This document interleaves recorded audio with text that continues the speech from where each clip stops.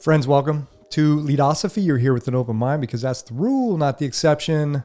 Thanks for joining today. I want to provide some analysis on the spider graph that I created last week. And I got a lot of feedback from people on who do they want to work for.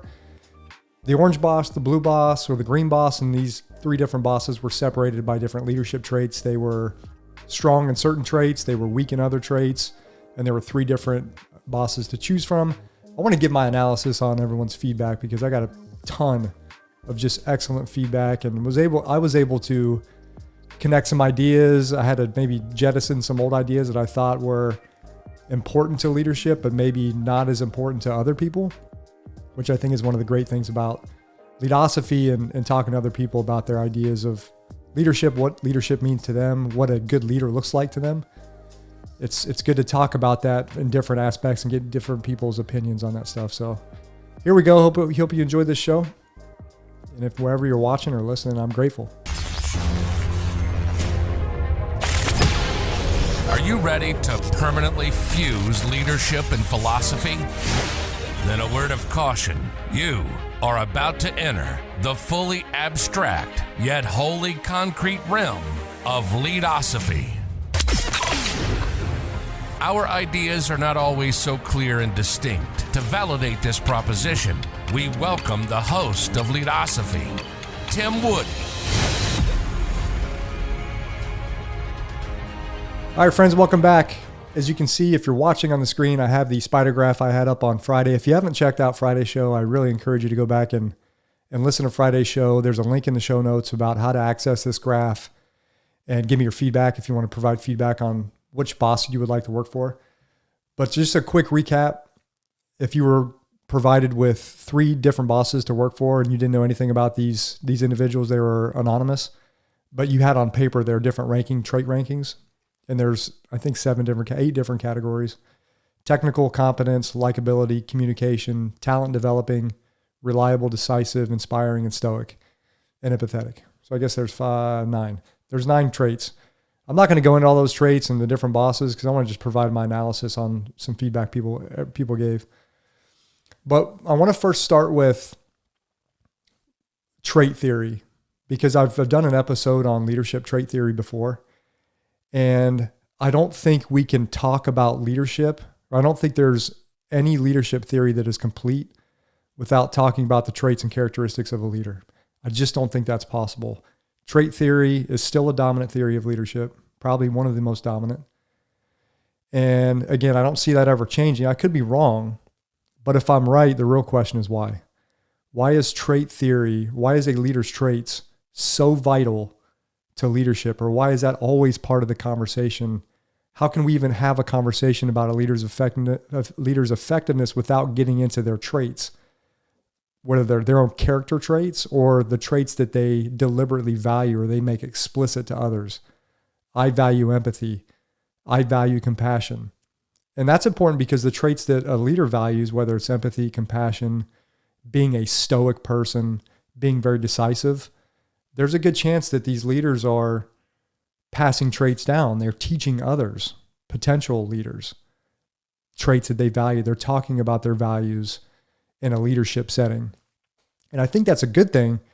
And it's also a good thing, but because someone who is following a leader and they're aspiring to be a leader, it's good for them to see what other leaders value from a trait perspective, whether it's compassion or empathy or even being likable, because they can see if those connect with their values and how do they want to be as a leader. We've all had leaders that we look to, we emulate, or we choose not to emulate. And when you ask why we choose to emulate somebody or not emulate, I believe a lot of times it comes down to the traits that they have or they display or the traits that they value. So I think that's one of the first insights after creating the infographic and then talking to other people about their ideas of leaders and what traits they have and what's good, what's bad. Those are some initial ideas that I have. Which comes to my next point is, why do we value certain leadership traits? And these are some questions for you to ponder. We can ponder together. Why do we value certain leadership traits? And how did these leadership traits emerge? How did these values emerge? If I value empathy and compassion, how did that emerge? Is it something that just came about when I became a leader? Or is this something that started way earlier in life? I find that fascinating from a leadership perspective. Even the things that we learn in childhood, how does that carry over into our adolescent years and on to, our young adult stage and eventually as we're a mature adult? One of the biggest takeaways I got from this exercise was the transcendence through different types and styles of bosses. Do we as leaders make a transcendence through different styles of bosses? I think our leadership styles evolve. Hopefully it's evolving in a positive way, but can our leadership styles devolve into something negative? I don't know. I don't know if I've ever seen that before. And again, I think it goes without saying that our leadership styles change as we age or we become more mature or we get more experience. I think that's intuitive.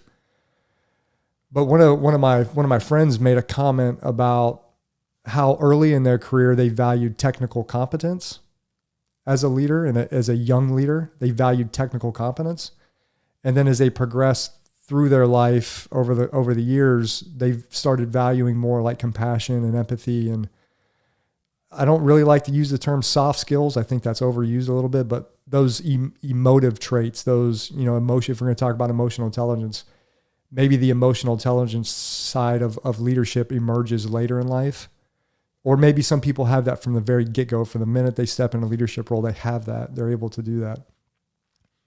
But his comment about empathy and compassion later in life and technical competence early in life resonated with me because as I reflected back early in my career, in my 20s, or in my early 20s, especially early to mid-20s, I definitely valued technical competence, getting real proficient in my craft. And I may have done that to a fault at times where I was dismissive of the needs of others. And maybe not intentionally, but maybe I just overlooked it or didn't pay enough attention to the emotive needs of others because I was so fixated on technical competence. And again, maybe this is just a natural progression that a lot of leaders make early in their career. They're trying to establish themselves, gain that technical proficiency, mastering their craft, and they evolve. And again, I ask it, as we age, is it natural that our values change? And we may even change our approach to building relationships with others in the workplace. Will we change how we develop relationships in the workplace as we evolve, as we get older? I think about competition and collaboration. Again, emotional maturity. As we mature, as we get older, will we become more collaborative? Will we try to create a collaborative environment more often as we get older, as we are more set in our leadership role, as we're more confident, and maybe we become less competitive, less tribalistic? And again, could this have something to do with emotional maturity? I'm not really sure. Could one leadership style continually fail? So a person makes a deliberate choice to alter course, alter their leadership style and the traits that they value. Can a leopard change her spots? These are questions for Leadosophy that I ponder often. The next point I want to talk about from an analytical standpoint is shifting importance on trait values to meet the context of a particular situation. And I don't think this means that we have to be two different types of bosses. I think it's safe to assume that leaders, to be effective, need some sort of adaptability and flexibility in their roles.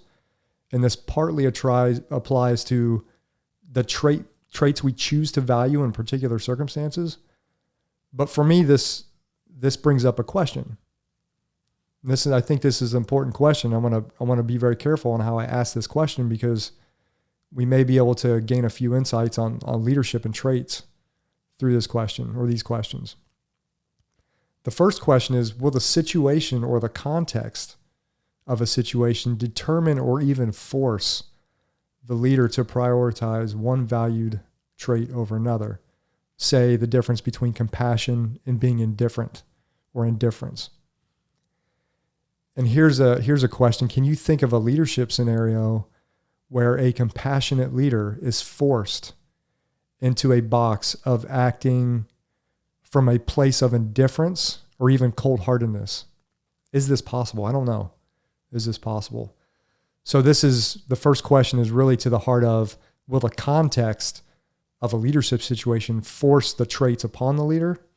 The second part of the question is the leader's character, which partly is the makeup of all his or her traits. Will that predetermine the outcome of this particular leadership scenario, regardless of the leadership context? For example, leader X always values compassion over all other traits. Thus, leader X will always decide and act through a filter of compassion, regardless of the context. And is this a good thing if this is true? Again, I'm not claiming to know the answers to these. These are just questions that come up. And there are a lot of questions that came up from hearing people's responses on leadership traits. A very simple insight I got from this exercise was everyone was adamant on communication skills. There were a couple of the choices. One of the choices, I think it was the green boss, was pretty average in communication. And that, in the people who were high on communication, that elicited a lot of comments and a lot of feedbacks about how a leader should value communication. That's listening. That's how they speak, how they portray their vision for the future, how they lead other people towards goals, and how they articulate those goals and what's important. So I think how we communicate and our communication skills, I think we can all agree probably that communication is vital to leadership. This was some interesting analysis that I've taken away from this. I receive a ton of comments on people not needing motivation. I don't need you to motivate me. I'm in this position. I'm working hard. I'm trying to get proficient in my craft, or I am very proficient in my craft. I don't need you to motivate me. Just make sure I have the tool. And this comes back to, I've harped on this over and over and over again from a leadership perspective. Give people knowledge, tools, and resources so they can succeed. Remove the barriers and obstacles that are preventing them from flourishing in the workplace or in the community or wherever. And again, this also gets in the differences between motivating others and inspiring others. I talk about this a lot. I think there's a very big difference between trying to motivate somebody and just inspiring them. I feel like inspiration comes more from actions. People gravitate towards what we're trying to do, the work we're trying to put in, our effort. Where I think I always think more negatively towards motivation. And I don't always know why. I think it's because of the carrots and sticks and, trying to coax people to do a certain job. I mean, why do we have to coax people to do something? Why do we have to dangle something in front of them to get them to act? Again, fascinating from the world of psychology. And it's a real thing in the workplace, especially when it comes to extrinsic motivators, money, perks, parking spots, whatever it may be. Rounding out the analysis here, there is a link between technical competence and being able to make decisions. Is a leader's decisiveness and a leader's technical competence tightly or loosely coupled? I had someone tell me that they value technical competence because that person or that boss would be decisive. But does that follow? If a person is highly competent in their craft, does it mean they're going to be decisive? Does it follow strictly that they're going to be decisive? Does it follow that a leader with high technical competence will be more prepared to make decisions, and will this equate to making better decisions? Those are questions for you, questions for the audience. And again, I think we need to make a distinction here between technical competence and experience. Is it not possible to have high technical competence but little experience in a particular field? I think, for example, maybe take a software engineer. They may have high job competence, high technical competence, but they might have little leadership experience. And I think this is where we have to parse through the differences between technical competence and leadership competence, technical competence and management competence, technical competence and followership competence. I think those are four different, distinct categories. I even posed a question back to the person who gave me some feedback, and I asked them about technical competence and leadership competence. And I said, I asked the person if there were two different sets of skills, technical competence, leadership competence. Are those two very different skill sets? Someone also mentioned they wished I would have added a genuine trait on the graph. So instead of like just empathy, stoic, inspiring, I should have added genuine. And this person said that because this would have been on the top of his list of top valued traits is a leader who is genuine. My questions that emerge are, can we ever know when a leader has genuine empathy or genuine compassion? Or when a leader asks for someone's feedback, are they asking from a place of being genuine, or are they simply checking the boxes of empowerment? Does that leader genuinely care about your input? And those are fascinating questions because you never really truly know someone's underlying motives internally, that place between the ears that you can never explore in someone else. But I agree. I think we have all seen people out there who act like they care, and it almost seems forced. And that's really tough. That's tough, especially if it's kind of like an act. That's tough to follow that act. No pun intended. All right, last couple points here. The likability conversation came up again. I've done a whole podcast on likability. Is it important for a leader to be likable? And this person, actually, I took a quote from this person. He said, I think a good leader has to be likable to some degree, or people will check out or plot a mutiny. And that's a good point. I mean, do you agree? A leader has to be likable to some point. Some questions I posed in the course of our conversation were, do you think it helps to have a likable personality in leadership? Is it possible to be likable without trying to befriend your followers and peers and bosses? We don't necessarily have to be friends with our followers or even our peers or our bosses, right? Some people would even say that's definitely discouraged. People are on different spectrums of this as far as relationship building. Are followers more reluctant to follow a leader by choice if that person is not likable or that person does not display likable personality traits? How much emphasis and energy ought to be placed on relationship building, and how do we build a coalition of willing followers? And I want to emphasize the word willing. We want people to follow us willingly, right? There are some people in the workplace, they require to follow a leader because their title or whatever it is. But as a leader, shouldn't we want people to follow us willingly by choice and not by force? And how do we get that? I guess is the more fundamental question is how do our actions, our decisions, our behaviors, how do they get people, how do these different confluences get people to want to follow us? Easier said than done, I imagine. All right, the final point I want to bring up, which might be one of the most important points from a knowledge standpoint. This exercise I started on Friday. Last Friday, it was about the value of co-creating knowledge. And this is the spirit of Leadosophy. This is why I created Leadosophy. Buried within the roots of knowledge like questions and dialogue. Insights emerge from questions and listening to others. New concepts are formed. Old concepts are dismantled and reassembled, and not necessarily with new material, but using existing material to build something new. So Leadosophy is on a flight path to determine what the essence of leadership is. I created an infographic last week. It was about 2 episodes ago. And it was 10 questions, self-reflective questions for others to deepen their understanding of their own leadership styles, their leadership philosophy.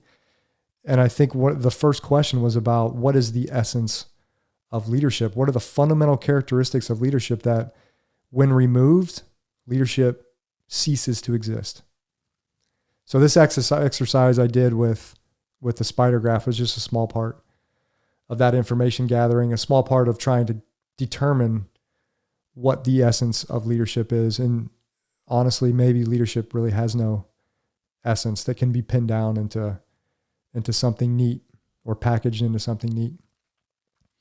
So that's my analysis of the spider graph. I'll put that link again in the show notes so you can check it out. I posted a survey yesterday, and I'll post that in the show notes as well. And I took this to the next level, and I had a list of 10 traits.